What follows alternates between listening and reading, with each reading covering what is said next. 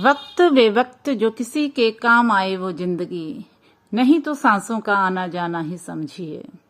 Hello friends, क्या हाल चाल है आप सबके। आप सब खुश रहें, कामयाब हों और स्वस्थ रहें, ऐसी मेरी सदा ईश्वर से कामना रहती है। दोस्तों, मेरे लेखन से अब तक आप थोड़ा बहुत परिचित तो हो ही गए होंगे। अगर आपको मेरा लिखा समझ आता है, अच्छा लगता है या फिर मेरे शब्द अपने से जान पड़ते हैं तो प्लीज मेरा कंटेंट ज्यादा से ज्यादा शेयर करें। लाइक और कमेंट करके आप मुझे कृतार्थ करते रहें। जिन लोगों ने अब तक मेरा चैनल मन से मन तक सब्सक्राइब नहीं किया है, उनसे भी एक भावभीनी प्रार्थना है कि मुझे सब्सक्राइब करके मेरे सफर में मेरा सहयोग करें। आभार होगा। दोस्तों, वीडियो के शुरू में मैंने जिंदगी के सही अर्थ का जिक्र किया है। आज मैं आप लोगों के साथ वही डिस्कशन करने जा रही हूँ। सच में फ्रेंड्स, जिंदगी के मायने बड़े गूढ़ हैं। कहते हैं ना कि वे मकसद लंबा जीवन जीने के बजाय बामकसद और दूसरों के काम आने वाली चंद दिनों की जिंदगी भी महत्वपूर्ण बन जाती है और यादगार रह जाती है।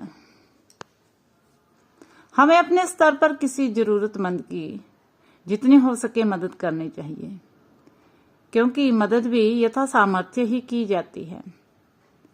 फ्रेंड्स, हमारी की हुई मदद किसी न किसी रूप में हम तक वापस पहुंच जाती है। ये मेरा पर्सनल अनुभव है।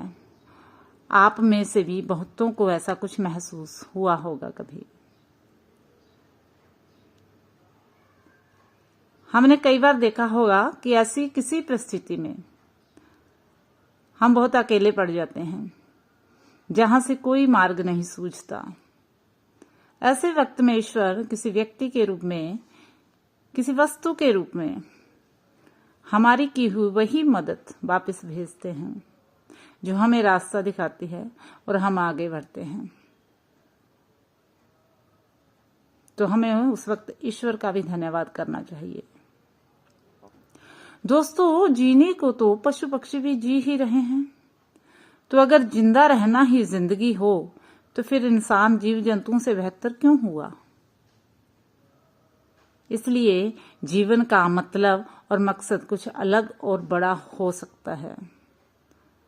तो क्यों ना हम आज से ही ये सोचना शुरू करें कि हमारी जिंदगी कहीं बेमतलब और बेमकसद तो नहीं जा रही।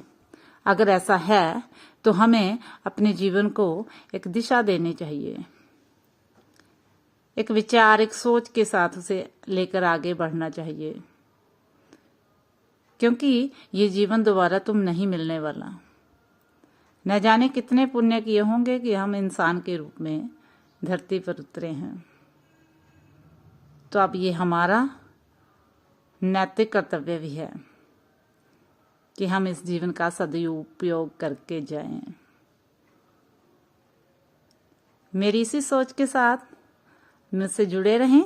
धन्यवाद फ्रेंड्स।